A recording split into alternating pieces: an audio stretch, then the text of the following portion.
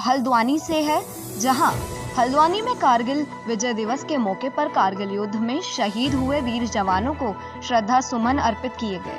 कारगिल शहीदों की याद में बनी स्मृति दीवार पर पुष्प चक्र अर्पित कर उनको श्रद्धांजलि दी गई।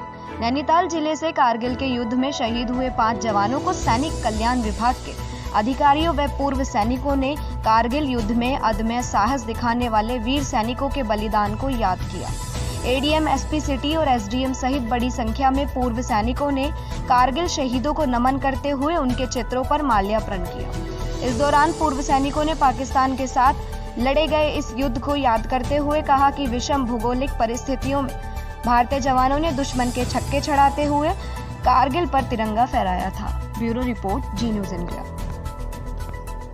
सर, वहाँ पे जो लड़ाई थी, मेन चीज़ ये था कि वहाँ की जो भौगोलिक परिस्थितियाँ हैं उनसे और जो ठंड से बचने की थी वो सबसे बड़ी लड़ाई थी।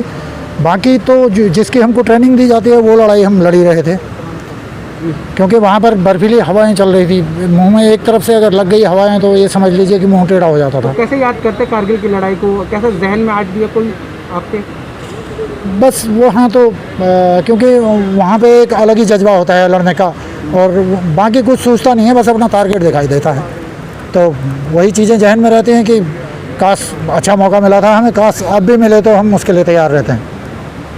Thank you. और उनकी कारगिल शहीद हमारे शहीद सपूत सारा देश उनके लिए कृतज्ञ हैं।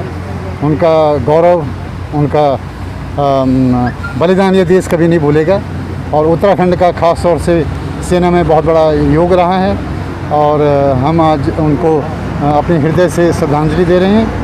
और उनके परिवार, शहीद तो अमर हैं, उनके परिवारों को सैनिक कल्याण विभाग हर संभव उनके कल्याण के लिए कार्य करता रहेगा। सर, अब बात की जा रही है हमारे जनपद के कारगिल शहीद 5 शहीद हैं, और उनके परिवारों को हर संभव उनके कल्याण के लिए आर्मी हेडक्वार्टर से भी उनको सुविधाएं दी जाती हैं, एजी ब्रांच की तरफ से, और सैनिक कल्याण की तरफ से उनके बच्चों को, उनकी वीर नारियों को समय समय पर जो वीरता पदक विजेता हैं उनको सरकार एन्युटी देती है।